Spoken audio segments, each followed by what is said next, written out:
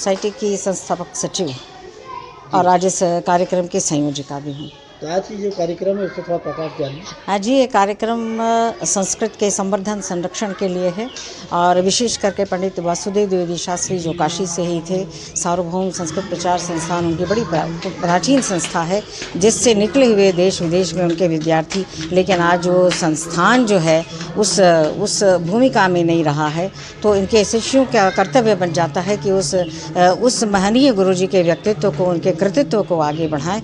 तो मैंने इसीलिए उनके गीतों का चयन किया है और इसमें मुझे बड़ा सहयोग मिला है उत्तर प्रदेश संस्कृत संस्थान का, जिन्होंने इसको महत्व दिया है। वो गुरुजी पे खुद भी बहुत सारे ग्रंथ और उनकी पुस्तकें निकाल रहे हैं। तो आज जन जन तक अगर हमें नैतिकता का प्रचार करना है, हमें अपने सनातन की बात करना है, तो हमें संस्कृत को आगे बढ़ाना पड़ेगा, क्योंकि संस्कृत के बिना कोई संस्कृति नहीं है।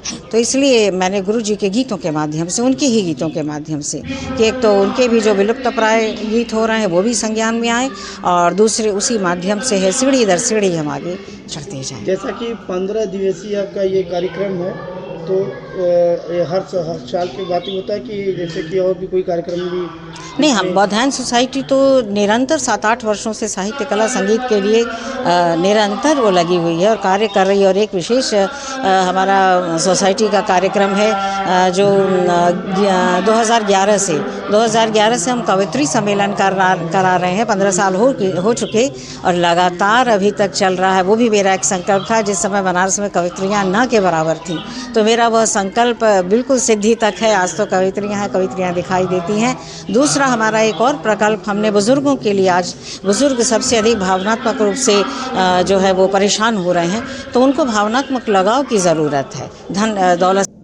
मैं प्रोफेसर धर्मदत्त चतुर्वेदी, केंद्रीय उच्च तिब्बती शिक्षा संस्थान मानित विश्वविद्यालय सारनाथ वाराणसी के संस्कृत विभाग का आचार्य हूँ।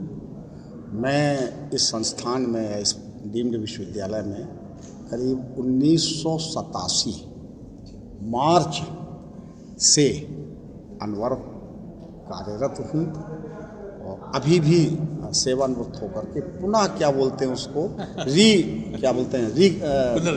पुनर्नियुक्ति दिया गया है। और यह कहा गया है कि आपका जब तक सामर्थ्य है तब तक हम उसका उपयोग खास करके तिब्बती से संस्कृत रेस्टोरेशन के क्षेत्र में, हिंदी अनुवाद के क्षेत्र में और शोध के क्षेत्र में करते रहेंगे।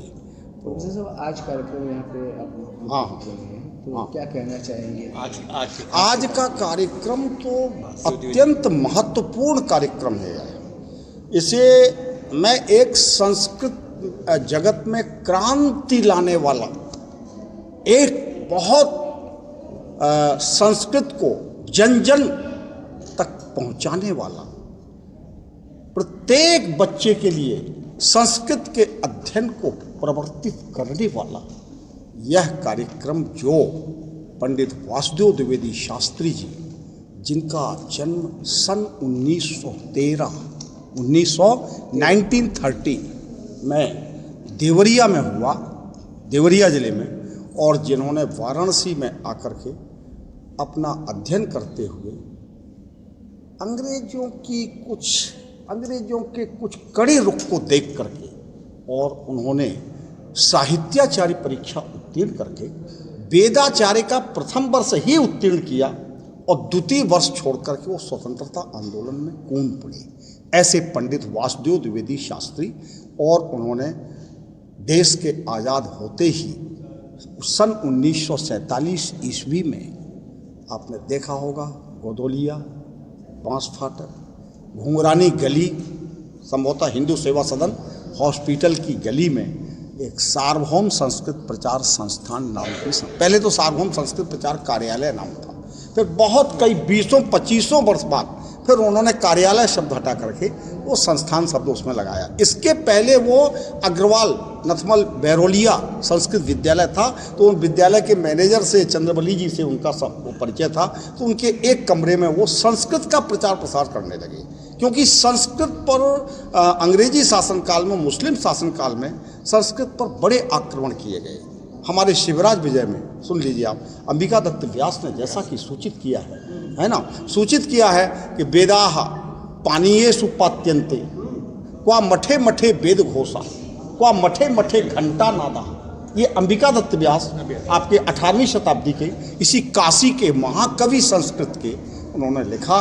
तो द्विवेदी जी ने विचार किया कि संस्कृत विद्या का लोप हो गया है, लिहाजा मुझे जन जन में संस्कृत भाषा का प्रचार करना चाहिए। मुझे कहीं सर्विस नहीं करना है, मुझे पैसा नहीं कमाना है, मुझे परिवार की उन्नति नहीं करनी है, और मुझे पूरा संपूर्ण अपना जीवन संस्कृत भाषा के प्रचार प्रसार करने से ही मेरा जीवन सार्थक होगा और भारतीय संस्कृति की रक्षा होगी, भारतीय स्वतंत्रता का भाग्योदय होगा।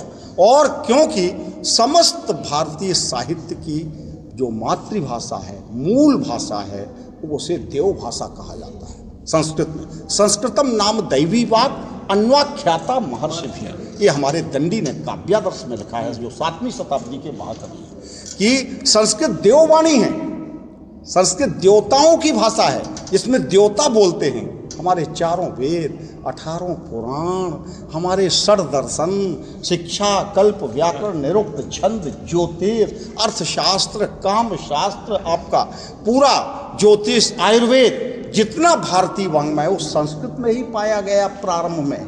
आज उसी विषय से आप समझ जाइए जो तत्त भाषाओं में और समाजशास्त्र, इतिहास विभाग, भूगोल विभाग, हिंदी विभाग, जो ये सब चल रहे हैं, मूल वहीं से लिया गया है।